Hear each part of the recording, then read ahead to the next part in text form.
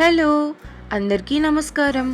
ఈరోజు నేను మీకు చెప్పబోయే కథ ఒక దర్గా గురించే కాదండోయ్, నమ్మకం, సహనం, మానవత్వం గురించిన కథ. ఇది వేనాడు దర్గా.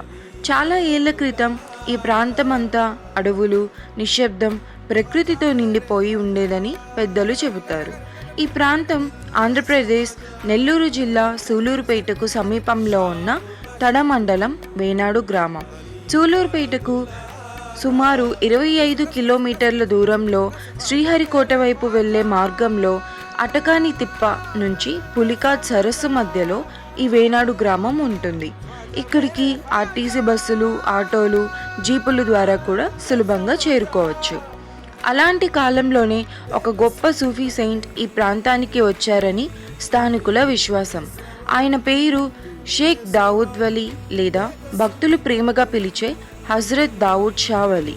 ఆయన పేరు చరిత్ర పుస్తకాల్లో వివరంగా కనిపించకపోయినా ప్రజల మనసుల్లో మాత్రం ఇప్పటికీ జీవిస్తూనే ఉంది.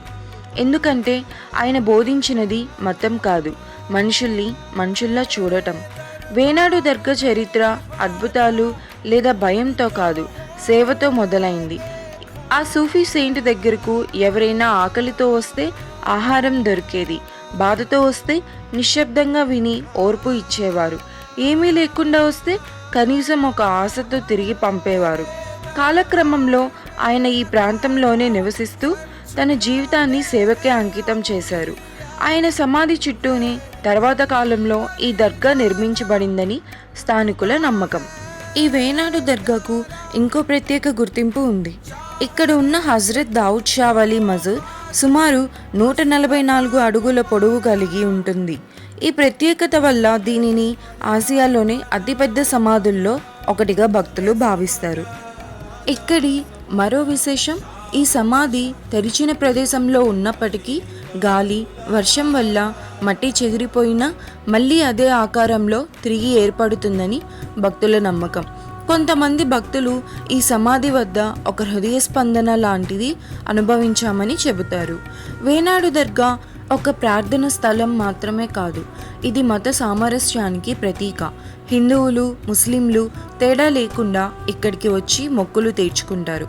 కొంతమంది ఈ దర్గా చరిత్రలో అన్నా చెల్లెలు కథ ఉందని చెబుతుంటారు. ఆమె సమాధి కూడా కొంచెం దూరంలోనే ఉంది. కానీ కొంతమంది లభ్యమయ్యే స్పష్టమైన చరిత్రాత్మక ఆధారాల్లో అలాంటి కథ వివరంగా నమోదు కాలేదని, ఈ దర్గా చరిత్ర ప్రధానంగా హజరత్ దావుద్ షా వలీ గారికే సంబంధించినదిగా పరిచితమైంది.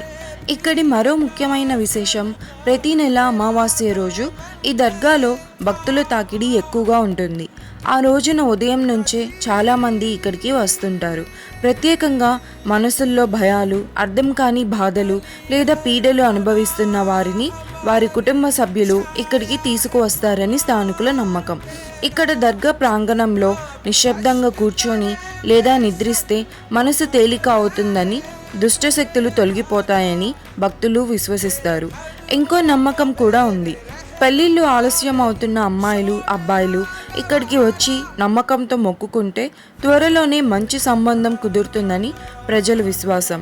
ప్రతి ఏడాది గంధోత్సవం, ఉరుసు సందర్భంగా వేనాడు దర్గా భక్తులతో నిండిపోతుంది. నెల్లూరు జిల్లాతో పాటు చుట్టుపక్కల ప్రాంతాల నుంచి ప్రజలు వస్తారు. కోరికలతో కాదు, కృతజ్ఞతతో. పెద్దలు చెప్పేది ఒక్కటే, ఇక్కడ కోరుకున్నది తక్షణమే దొరకకపోయినా మనసు మాత్రం తప్పకుండా శాంతిగా మారుతుంది. అందుకే వేనాడు దర్గా చరిత్ర రాతల్లో కాదు, ప్రజల అనుభవాల్లో ఉంది. కాలం మారింది, ప్రపంచం మారింది, కానీ వేనాడు దర్గా ఆత్మ మాత్రం మారలేదు. ఇప్పటికీ అలసిపోయిన మనసులకు ఇది ఒక ఆగే చోటే. ఫైనల్గా ఈ దర్గా మనకి ఒక విషయం గుర్తు చేస్తుంది. నమ్మకం అనేది మతానికి పరిమితం కాదు, అది మనిషి నుంచి మనిషికి ప్రవహించే ఒక శక్తి. అందుకే ఇది కేవలం ఒక దర్గా కాదు, ఇది శాంతి, సేవ, సహనం కలిగిన ఒక జీవంత వారసత్వం. మీరు ఎప్పుడైనా సూలూరుపేట లేదా శ్రీహరికోట వైపు ప్రయాణిస్తుంటే ఇక్కడికి రండి. చరిత్రని చదవడానికి కాదు, చరిత్రని అనుభవించడానికి. నేను చూసి తెలుసుకున్న, నాకు తెలిసిన సమాచారం మీ అందరికీ తెలియజేశాను. ఇందులో ఏదైనా తప్పులు ఉంటే నన్ను మన్నిస్తారని ఆశిస్తున్నాను.